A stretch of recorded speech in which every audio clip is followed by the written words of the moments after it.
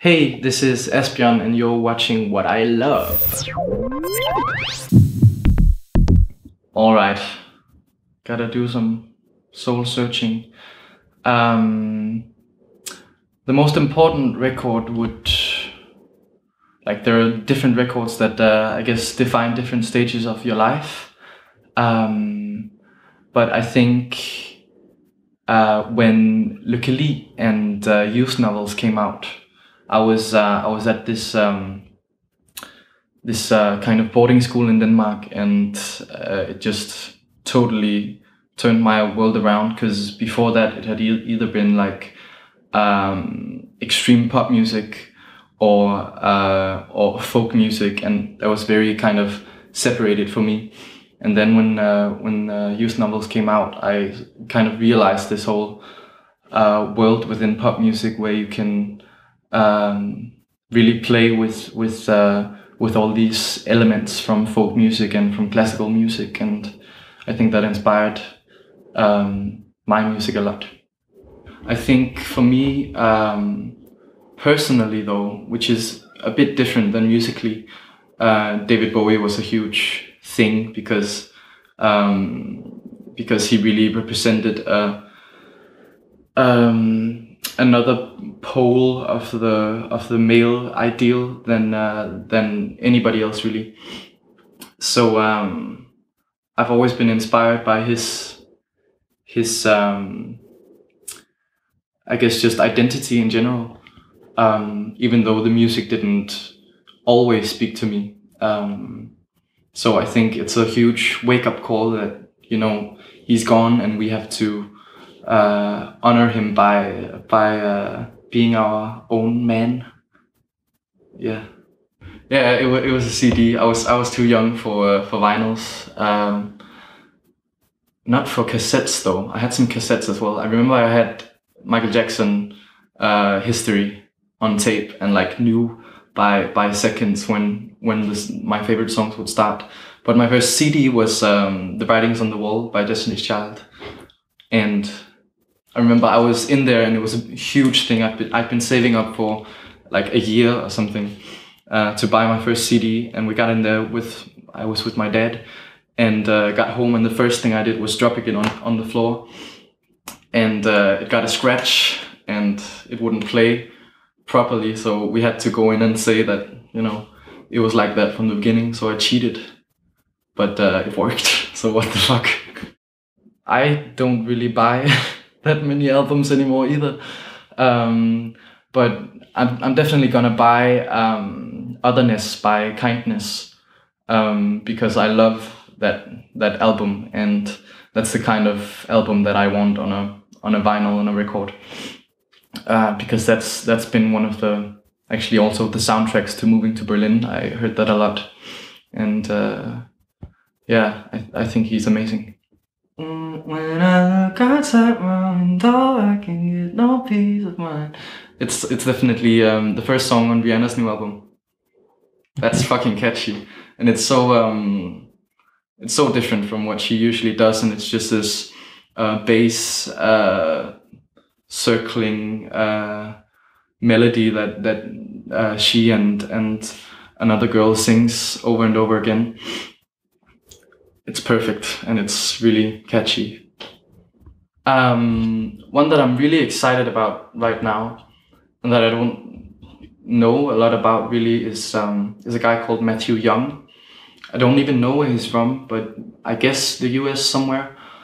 And I just randomly found him on Spotify. And he's he's a great singer and a great producer and songwriter. Kind of like a white Frank Ocean, more electronic, a bit more cold in the sound. Yeah, I love the song called I Feel It. That's definitely my favorite of him, of his, and I think he's gonna blow up very soon. It's not in my vocabulary or in my thought process at all when I listen to music, really. It's just pleasure. But I guess, you know, yeah, like a lot of people would think that they are, but I just don't think they are. And I think nobody should have guilty pleasures, because like if it's real to you, it is real. And I think that's the misconception that a lot of people have about pop music, that that it somehow like degrades your identity, or it makes you an easy listener or something. But I don't agree. It's about like the process of making these records or songs might be calculated. It might be aiming towards a successful mainstream career, but I don't care about that intention. I care about what I feel, and to me that's the most like clean and not guilty pleasure at all. I think the video I probably watched the most times would be Madonna, Papa Don't Preach, from I got it right here, the True Blue record, which is definitely my favorite record of hers. Just look at that cover, it's so iconic, and like this move is directly taken from the Papa Don't Preach video, where she's it's basically this story of her, I think in high school or something, and with this this guy who's working at a car shop of some kind, and also a very political story about how, you know, she's pregnant, or and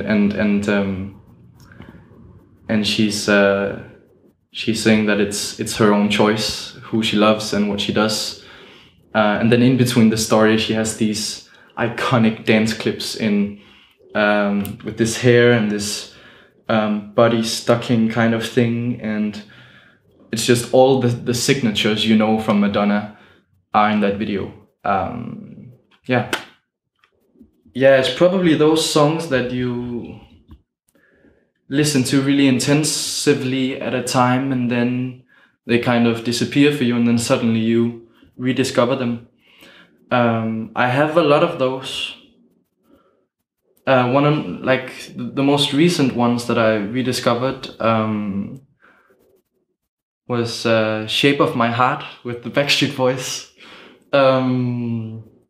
That's a fucking beautiful song. That's one. Could also be Mine by Robin is one of those songs for me as well. But fuck, I feel like I'm cheating on so many that I love equally. Yeah, that's like I guess the current ones that I'm kind of returning to. Yeah.